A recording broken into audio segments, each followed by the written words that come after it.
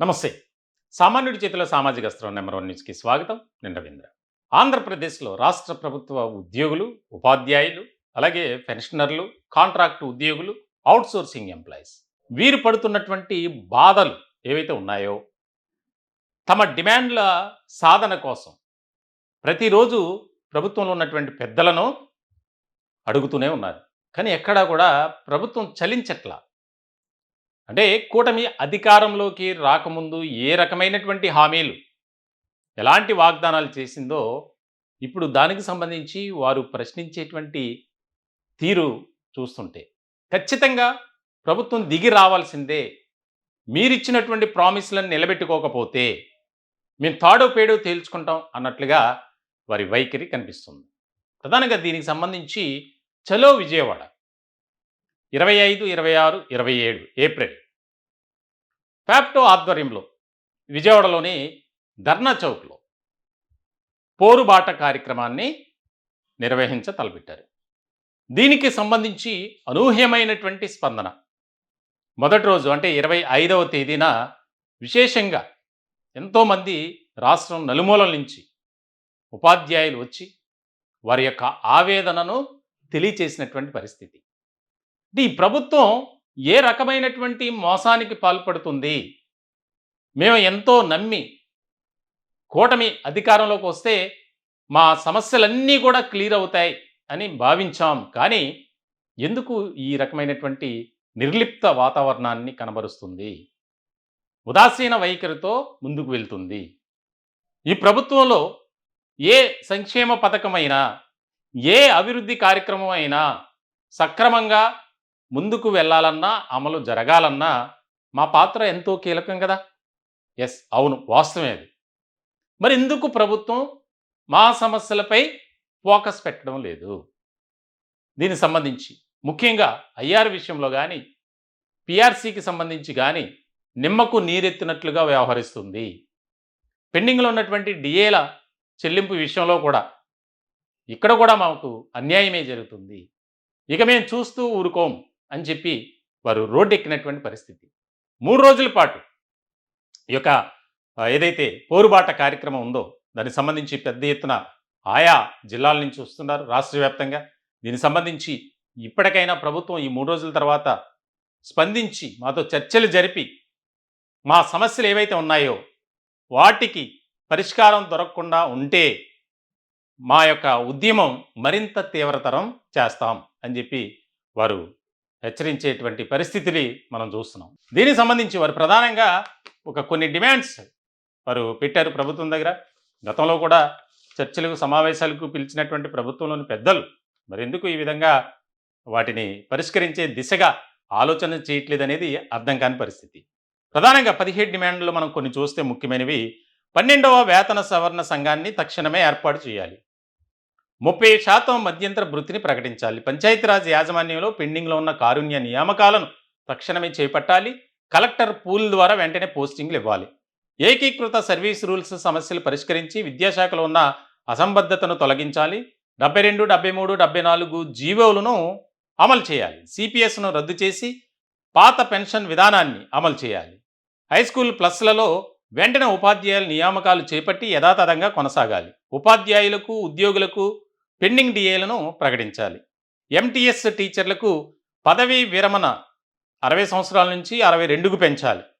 ఇట్లాగా కొన్ని KGBV, model schools, గురుకులాలు, ఎయిడెడ్ యాజమాన్యాల సమస్యలను కూడా పరిష్కరించాలి అనే దిశగా మొదలుపెట్టారు. ప్రధానంగా ఏదైతే 11వ పీఆర్సీ గడువు ముగిసి 33 నెలలు పూర్తవుతున్నప్పటికీ 12వ వేతన సవరణ సంఘాన్ని ఏర్పాటు చేయకపోవడం వెనుక ఈ ప్రభుత్వానికి ఉన్నటువంటి మా పట్ల ఏ రకమైనటువంటి విధానం కనబరుస్తున్నారనేది అర్థమవుతుంది. 2019 నుంచి 2024 వరకు జగన్ సర్కారు కూడా ఇదే రకమైనటువంటి ఉదాసీన వైఖరి, ఒక నిర్లక్ష్య ధోరణి కనబరిచారు. కాబట్టి ఆ ప్రభుత్వానికి మేము ఏ విధంగా బుద్ధి చెప్పామో కూటమి ఆ పరిస్థితి తెచ్చుకోకూడదు అనేది వారి ప్రధానమైనటువంటి డిమాండ్. కొంతమంది మాట్లాడారు నెంబర్ 1 న్యూస్‌తో. వారి ఆవేదనను బయటపెట్టారు. ఒకసారి వారు ఏం మాట్లాడారో చూద్దాం. మొదటి రోజు జరిగినటువంటి యొక్క పోరుబాట కార్యక్రమంలో. నాగల్పల్లి సాయి శ్రీనివాస్, ఫ్యాప్టో చైర్మన్ మరియు ఎస్టీవీ రాష్ట్ర ప్రధాన కార్యదర్శి. ఈరోజు ఫ్యాప్టో ఆధ్వర్యంలో 9 జిల్లాల ప్రతినిధులతో 3 రోజుల కార్యక్రమాన్ని ఈ నిరాహార దీక్ష కార్యక్రమం నిర్వహిస్తా ఉన్నాం. ప్రతిరోజు 9 జిల్లాల నుంచి ఉపాధ్యాయ ప్రతినిధులందరూ వచ్చి, ఫ్యాప్టో నాయకులు వచ్చి ఇక్కడ నిరాహార దీక్షలో పాల్గొంటా ఉన్నారు. దీనికి ప్రధానమైన కారణం ఫ్యాప్టో ఆధ్వర్యంలో పోరుబాట కార్యక్రమాన్ని గత అక్టోబర్ నెలలో నిర్వహించి 16,000 మంది ఉపాధ్యాయులతో ఇక్కడ నిరసన దీక్ష చేపట్టిన తర్వాత ప్రభుత్వం దిగువచ్చి ఒక్క డిఏని మాత్రమే ప్రకటించింది. పెండింగ్ బకాయిలపై మార్చి తర్వాత కొంత వెసులుబాటు కల్పించండి అని రిక్వెస్ట్ చేసిన మీద మేము మార్చి వరకు వేచి చూసాం. మార్చిలో కూడా ఏ విధమైన వెసులుబాటు కల్పించిన కారణంగానే ఈరోజు మలిదశ ఉద్యమాన్ని మేము ప్రారంభించాం.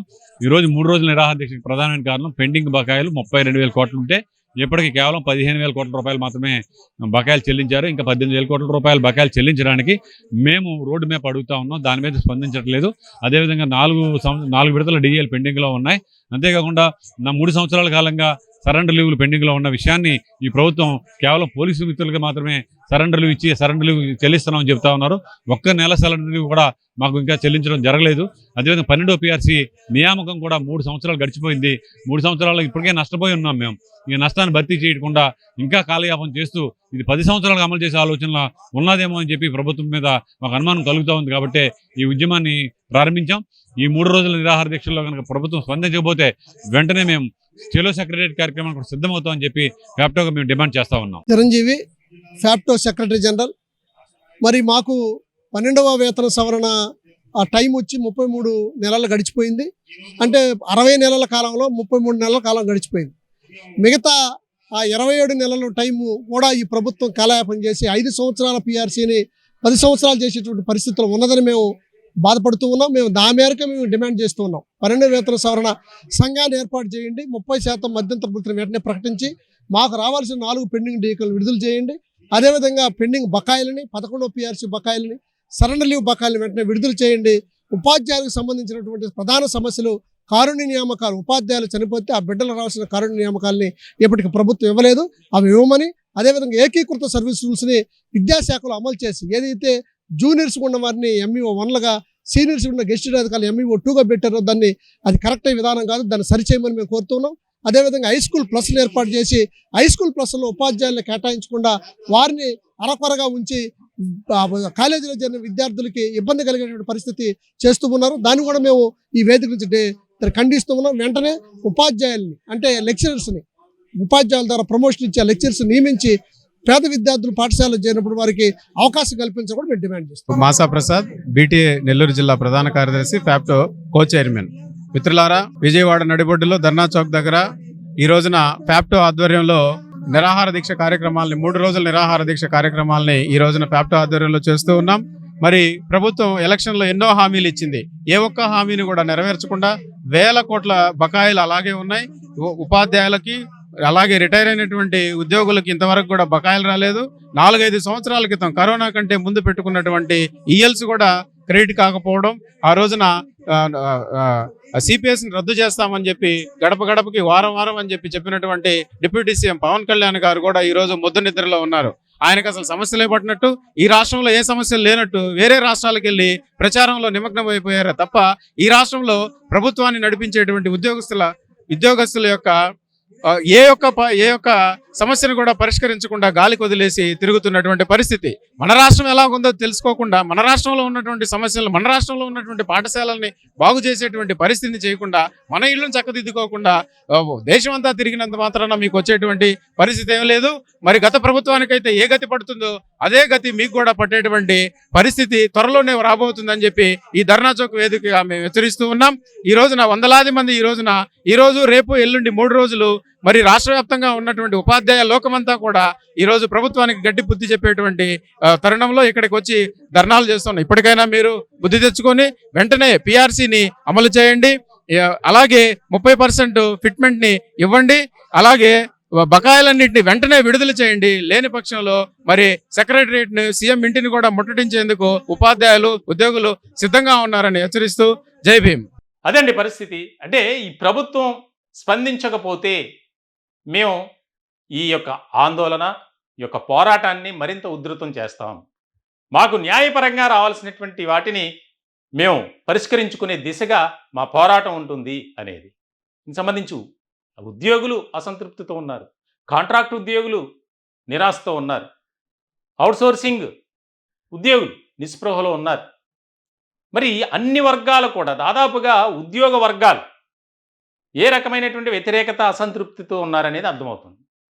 ఇంకా పదవీ విరమణ చేసినటువంటి వారి పరిస్థితి అయితే మరింత దయనీయంగా మారింది. వారికి రావాల్సినటువంటి రిటైర్మెంట్ బెనిఫిట్స్ ఎక్కడా కూడా రాక ఒక రకమైనటువంటి ఆవేదన వ్యక్తం చేస్తున్నారు. దీనికి సంబంధించి సామాన్యుడి చేతిలో సామాజిక అస్త్రం ఎప్పుడు కూడా సామాన్యుడికి అండగా ఉంటుంది, వారికి బాసటగా నిలబడుతుంది. దానిలో భాగంగానే మీతో పాటు మేము కూడా ఉద్యమం చేస్తున్నాం. వారి యొక్క స్వరాన్ని మేము వినిపిస్తున్నాం మా ఛానల్ ద్వారా. విజయవాడలో నెంబర్ 1 మీడియా సంస్థల అధినేత మంచాల సాయి సుధాకర్ నాయుడు గారి ఆధ్వర్యంలో రిటైర్డ్ ఉద్యోగుల ఆత్మీయ సమావేశాన్ని ఏర్పాటు చేశాం. ప్రభుత్వం స్పందించింది. దాదాపుగా 7,000 కోట్ల రూపాయలు విడుదల చేసింది. దానికి ప్రత్యేకమైనటువంటి కృతజ్ఞతలు తెలియజేస్తూనే ఇంకా పెండింగ్లో ఉన్నటువంటి బకాయిలను విడుదల చేస్తే ముఖ్యంగా ఉపాధ్యాయ ఉద్యోగ వర్గాలు పెన్షనర్లు అందరూ కూడా సంతోషంగా ఉంటారు అనేది మేము చెప్తున్నాం. అందరి అభిప్రాయం అదే. 25వ తారీఖు అయిపోయింది. 26, 27 చాలా కీలకమైనటువంటి మేము పోరాటం చేస్తాం, మా ఆవేదనను వ్యక్తం చేస్తాం. ప్రభుత్వం అప్పటికి దిగి రాకపోతే ఏ రకమైనటువంటి కార్యాచరణ ఉంటుందనేది మేము ప్రభుత్వానికి తెలియజేస్తాం. ఇక దిగాం కాబట్టి ఇది ఎంతవరకైనా సరే మేము ముందుకే వెళ్తాం అని ఫ్యాప్టో సభ్యులు చెప్తున్నారు. దీనికి సంబంధించి ఏ రకమైనటువంటి పరిణామాలు ఉంటాయి, ప్రభుత్వం ఇప్పటికైనా దిగి వస్తుందా లేదా, ఇప్పటికే కూటమి అధికారంలోకి వచ్చి దాదాపుగా 2 సంవత్సరాలు పూర్తి కావస్తుంది. మరి ఇప్పటికి కూడా స్పందించకపోతే ఎట్లా అనేది వారి ఆవేదన. చూడాలి. కూటమి ప్రభుత్వం మీద అయితే మాకు నమ్మకం ఉంది, అందరికీ నమ్మకం ఉంది. ముఖ్యంగా ఉద్యోగ వర్గాలకు ఖచ్చితంగా ఒక ఆలోచన చేసి విజనరీ లీడర్గా మంచి పేరు ప్రఖ్యాతలు సంపాదించుకున్నారు ఆయన నారా చంద్రబాబు నాయుడు గారు. అలాగే ఒక ఉద్యోగి కుమారుడిగా డిప్యూటీ సీఎం హోదాలో ఉన్నారు పవన్ కళ్యాణ్ గారు. మరి ఆలోచన చేయాలని మేము కూడా సామాన్యుడి చేతిలో సామాజిక అస్త్రం నెంబర్ 1 న్యూస్ తరపున మేము కూడా కోరుకుంటున్నాం. ఖచ్చితంగా వారికి మంచి చేసే విధంగా కీలకమైనటువంటి నిర్ణయాలు తీసుకోవాలి. చేస్తున్నటువంటి ఆందోళన కానీ నిరసనలు కానీ ఈ యొక్క కార్యక్రమాలన్నిటికీ ఫుల్ స్టాప్ పెట్టే విధంగా ప్రభుత్వం తక్షణమే ఒక నిర్ణయం తీసుకోవాలనేది మేము కూడా కోరుతున్నాం. ఈ టాపిక్పై మీ విలువైనటువంటి అభిప్రాయాలు కామెంట్ రూపంలో తెలియజేయండి. దయచేసి మా ఛానల్ని సబ్స్క్రైబ్ చేసుకోండి. Thank you.